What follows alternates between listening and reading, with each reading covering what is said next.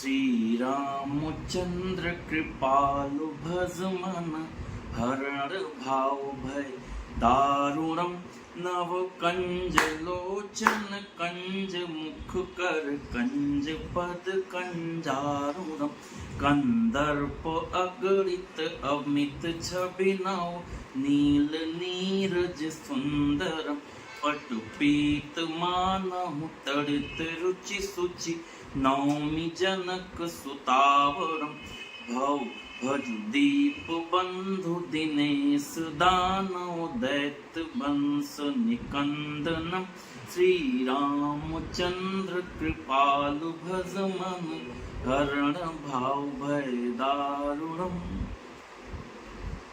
जय सीताराम। और मित्रों, कैसे हैं आप? तो फिर आज मैं हाजिर हूँ 5 चौपाई के साथ श्री रामचरितमानस पढ़ने के लिए। और जैसा कि मैंने कहा कि आप भी पढ़िए, गर्व के साथ बोलिए कि हम रोज़ 5 चौपाई श्री रामचरितमानस के पढ़ते हैं।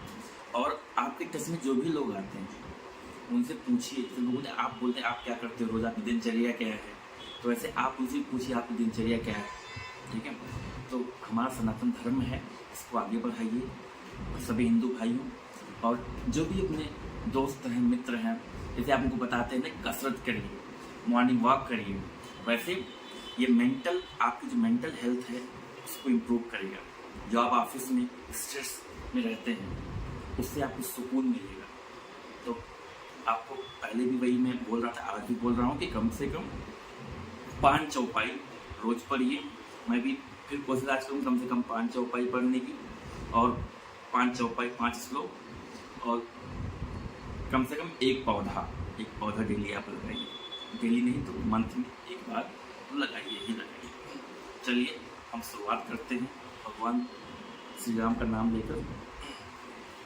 जय श्री राम।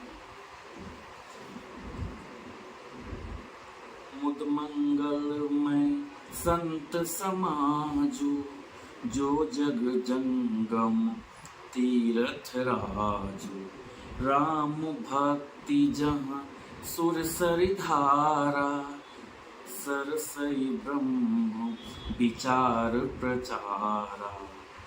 गोस्वामी तुलसीदास जी कहते हैं, संतों का समाज आनंद और कल्याणमय है। जो जगत में चलता फिरता तीर्थराज प्रयाग है, जहाँ उस संत समाज रूपी प्रयागराज में राम भक्ति रूपी गंगा जी की धारा है, और ब्रह्म विचार का प्रचार सरस्वती जी है। विधि निषेध में कलिमल हरनी, करम कथा रवि दन भरनी। हरिहर कथा विराजत बेनी, सुनत सकल मुद मंगल देनी।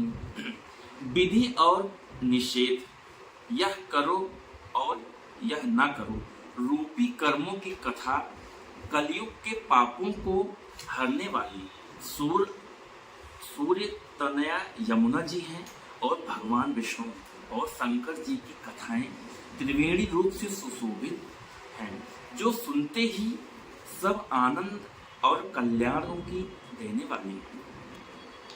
पटु विश्वास अचल निज धर्मा, तीरथ राज समाज सुकर्मा।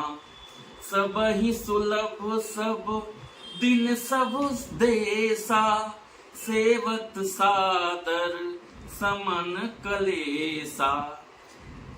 उस संत समाज रूपी प्रयागराज में अपने धर्मों में जो अटल विश्वास है वह अक्षय वट है, और शुभ कर्म ही उस तीर्थराज का समाज परिकर है। वह संत समाज रूपी प्रयागराज सब देशों में सब समय सभी को सहज ही में प्राप्त हो सकता है, और आदर पूर्वक सेवन करने से कलेशों को नष्ट करने वाला है।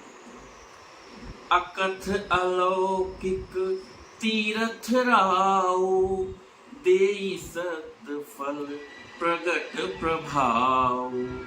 वह तीर्थराज अलौकिक और अकथनीय है एवं तत्काल फल देने वाला है। उसका फल प्रत्यक्ष है। दोहा।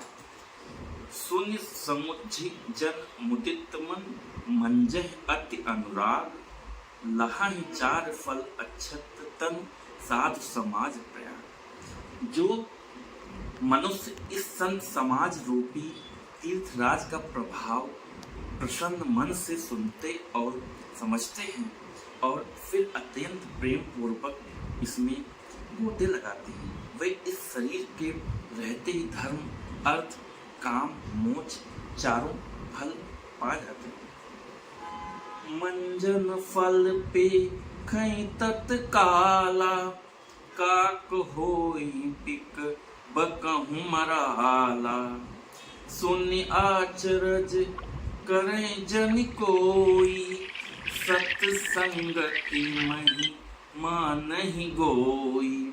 इस तीर्थराज में स्नान का फल तत्काल ऐसा देखने में आता है कि कौवे कोयल बन जाते हैं और बगुले हंस।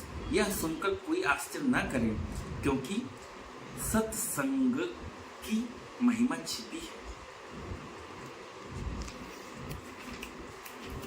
जय सीताराम। हाँ तो मित्रों, रोज मैं 5 पढ़ता था, बट आज पता ही नहीं चला। मैंने 6 श्लोक पढ़ लिए, बहुत ही आनंद आया, बहुत ही मतलब सुकून मिला है।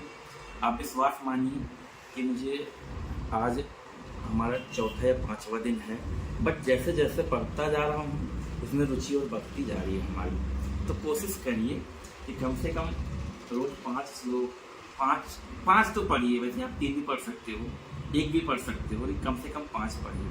और कोशिश करिए, अगर आप पढ़ते हैं तो हमें कमेंट करके भी बताइए, हमारे कमेंट सेक्शन में कमेंट करिए कि आज आपने कितनी चौपाई पढ़ी या कितनी श्लोक पढ़ के। और फिर मैं आ जाता हूँ पौधे पे। एक पौधा प्लीज़ लगाइए, डेली 1 पौधा तुलसी। और अब मैं अपनी वाणी को विराम देता हूँ। आज के लिए बस इतना ही। जय सीताराम।